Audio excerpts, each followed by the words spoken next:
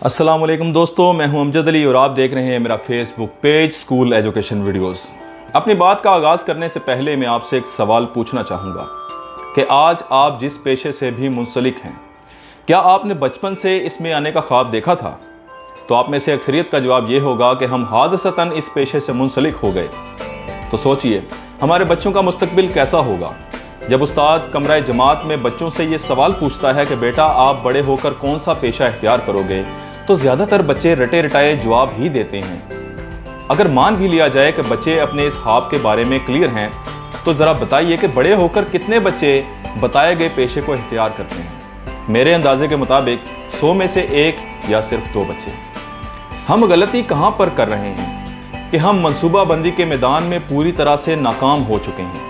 खा वो ख़ानदानी मनसूबाबंदी हो, गलियों और नालियों की, सीवरेज का मसला हो, या फिर हमारे बच्चों की तालीम और तरबियत का मामला हो, हम हर तरह की मनसूबाबंदी में नाकाम हो चुके हैं। और जब कोई कौम मनसूबाबंदी के मैदान में नाकाम हो जाती है तो बेरोज़गारी उस कौम का मुकद्दर बन जाती है। लिहाजा हमें चाहिए कि हम शुरू से ही बच्चों की रहनुमाई करें और उन्हें बताएं कि बड़े होकर कौन से पेशे उनके लिए मुनासिब रहेंगे। उन्हें उसके मुताबिक बेहतरीन तालीम दिलवाएं और बच्चों के अंदर एहसास ज़िम्मेदारी भी पैदा करें। हमारे यहाँ एक आम सोच है कि जब बच्चा पढ़ रहा है तो उसे कोई दूसरा काम नहीं देना।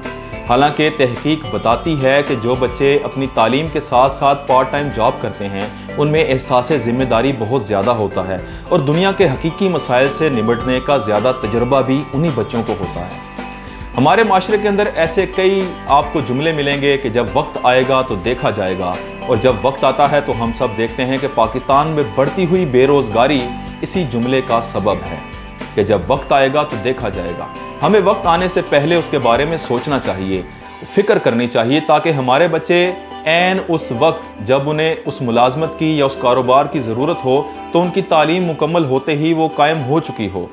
हमारे यहाँ एक बच्चा जब मैट्रिक के इम्तहानात दे चुका होता है, उसके बाद वो पहली दफ़ा सोचता है कि अब उसे क्या करना है।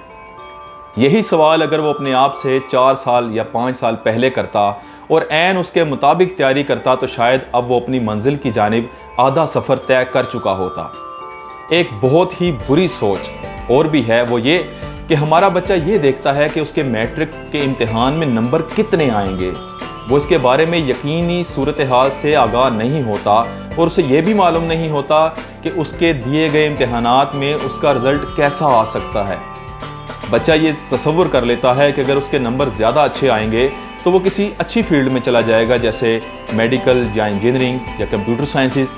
इसके बरक्स कम नंबर आने की सूरत में यही बच्चा सिंपल FA बाद में BA कर लेता है और लेबल लग जाता है कि हुकूमत हमें नौकरी नहीं दे रही। माफ़ कीजिएगा, हमारे मुल्क में ज़्यादातर तादाद ऐसे ही पढ़े लिखे अफराद की है जिनके पास कोई हुनर नहीं होता। अब मुझे बताइए कि इन अफराद को कौन अपने यहाँ मुलाजमत देगा जो किसी भी किस्म की स्किल्स नहीं रखते। लिहाजा आज कोशिश कीजिए, आज फ़िक्र कीजिए, अगर हम अपनी ज़िंदगी में इन मुश्किलात और इन रुकावटों का सामना करते करते आज किसी पेशे से मुंसलिक हो गए, और ज़्यादातर लोग तो ऐसे पेशों से मुंसलिक हो गए हैं जो पूरी तरह से उनकी ज़रूरियात ज़िंदगी को भी पूरा नहीं कर पाते, क्या हमारे बच्चे भी इन्हीं मसाइल को देखेंगे? क्या हमारा फ़र्ज़ नहीं बनता कि हम अपने स्कूल और कॉलेज के साथ मिलकर बच्चों की ज़हनी रहनुमाई करें, उन्हें सही समत में गाइड करें?